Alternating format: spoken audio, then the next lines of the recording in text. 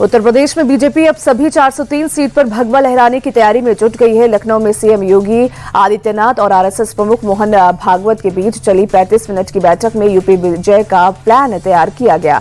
सूत्रों के मुताबिक यूपी के हर एक बूथ पर संघ कार्यकर्ता प्रचार करेंगे और सरकार की नीतियों को जन जन तक पहुंचाएंगे। वहीं घुसपैठियों के खिलाफ अभियान को लेकर जागरूकता फैलाई जाएगी। हर सीट पर बीजेपी के लिए माहौल बनाने की तैयारी है। चुनाव प्रचार के दौरान सीएम योगी के हिंदुत्व के एजेंडे को संघ के 2 लाख से ज्यादा कार्यकर्ता और धार देंगे। आरएसएस प्रमुख मोहन भागवत ने संघ को बीजेपी का रिमोट कंट्रोल मानने से इनकार किया।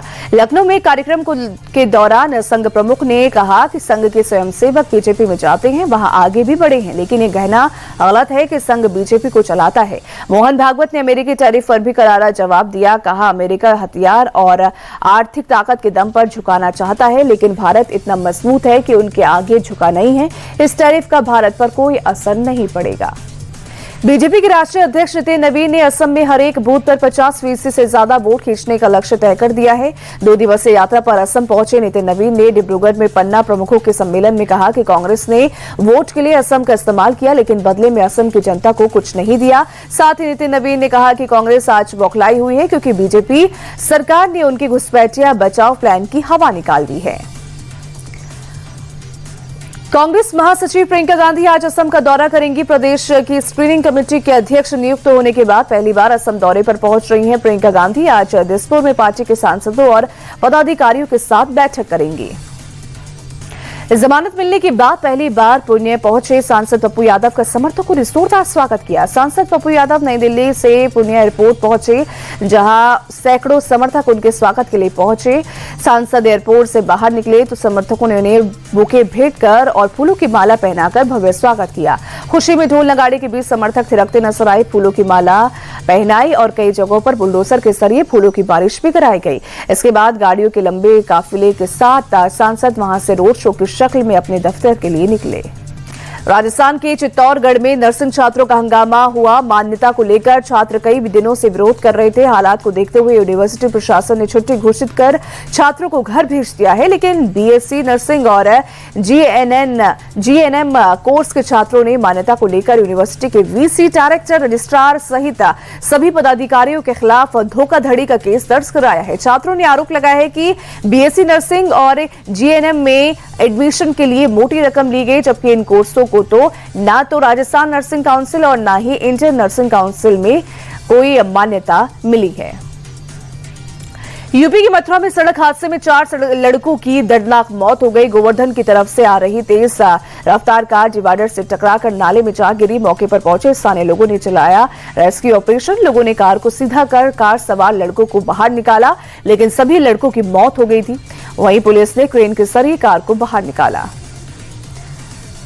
राजस्थान के जयपुर में बेकाबू ट्रेलर ने डिवाइडर पार कर दूसरी तरफ से आ रहे केमिकल टैंकर को टक्कर मार दी। दोनों गाड़ियों के टक्कर से टैंकर में रखा केमिकल का साफ होने लगा, जिससे हाईवे पर अफरा तफरी मच गई। केमिकल की जांच में टैंकर में हाइड्रोजन पेरोक्साइड मिलने से प्रशासन की टीम ने राहत की सांस ली। हालांकि टक्कर के बाद हाईवे लंबा जाम लग गया था। संभल में तेंदुए के आतंक से गांव वालों के बीच दहशत बन गई है। वन विभाग की टीम तेंदुए की तलाश कर रही है। वहीं सिरसानाल गांव में लोग अपने घरों में ही डर के साए में जी रहे हैं। नहर पर काम कर रहे लोगों ने सबसे पहले तेंदुए को देखा, जिसके बाद वन विभाग की टीम ने घेराबंदी की। खेत में तेंदुए के पैर के निशान पाए गए। वन विभाग की टीम ड्रोन की मदद से तेंदुए का पता लगाने में जुटी है। हालांकि खेत में पिंजरे में बकरी को भी रखा गया, जिससे बकरी की आवाज सुनकर तेंदुआ उसकी तरफ आए और उसे पकड़ा जा सके।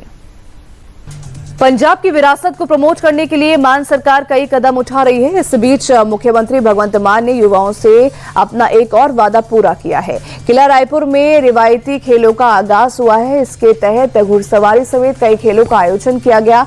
सरकार का मकसद गांव वालों और ग्रामीण ओलंपिक के जरिए युवाओं को विरासत से जोड़े रखने का है। रमजान के पाक महीने की आज से शुरुआत हो रही है। आज पहला रोजा रखा जा रहा है। भारत में बुधवार को चांद दिखने के बाद रमजान का ऐलान किया गया। लखनऊ ईदगाह के इमाम मौलाना खालिद रशीद फरंगी महली ने लोगों से अपील की कि रमजान के दौरान मस्जिद के अंदर ही नमाज अदा करें। अमेरिकी राष्ट्रपति डोनाल्ड ट्रंप ने आज वॉशिंगटन में गाजा पीस बोर्ड की मीटिंग बुलाई है, जिसमें सदस्य देश गाजा के पुनर्निर्माण के लिए $5 अरब से ज्यादा की फाइनेंशियल मदद और सुरक्षा इंतजाम का ऐलान करेंगे। राष्ट्रपति ट्रंप के मुताबिक कुछ सदस्य देशों ने गाजा में शांति और सुरक्षा बनाए रखने के लिए इंटरनेशनल स्टेबलाइजेशन फोर्स में सुरक्षा बल भेजने का भी भरोसा दिया है। भारत ने अभी इसमें शामिल होने को लेकर कुछ तय नहीं किया है। टीम इंडिया के बल्लेबाज अभिषेक शर्मा का खराब फॉर्म नीदरलैंड्स के खिलाफ भी जारी रहा। अभिषेक लगातार तीसरी बार शून्य पर आउट हुए। टी20 वर्ल्ड कप में अभिषेक अब तक खाता भी नहीं खोल सके हैं। अमेरिका के खिलाफ पहले मैच में अभिषेक शून्य पर आउट हुए थे। इसके बाद वो पाकिस्तान के खिलाफ भी खाता खोले बिना पवेलियन लौटे। अब नीदरलैंड्स के खिलाफ भी अभिषेक का बल्ला खामोश रहा। 22 फरवरी से भारत के सुपर 8 के मुकाबले शुरू हो रहे हैं। सुपर 8 में भारत के सामने साउथ अफ्रीका, जिम्बाब्वे और वेस्टइंडीज जैसी मजबूत टीमें हैं। ऐसे में अभिषेक का बल्ला नहीं चलना टीम के लिए चिंता की बात है। टी20 वर्ल्ड कप में आज फिर 3 मुकाबले खेले जाएंगे। पहला मुकाबला इटली और वेस्टइंडीज के बीच कोलकाता में होगा। मैच सुबह 11 बजे शुरू होगा। इसके बाद श्रीलंका और जिम्बाब्वे के बीच कोलंबो में दोपहर 3 बजे टक्कर होगी। आखिरी में अफगानिस्तान और कनाडा के बीच आज का तीसरा मैच खेला जाएगा। अफगानिस्तान और कनाडा का मैच शाम 7 बजे चेन्नई में शुरू होगा। सुपर 8 की सभी टीमें क्लियर हो चुकी हैं। अब ऐसे में लीग मैच के बाकी मुकाबले महज औपचारिकता हैं।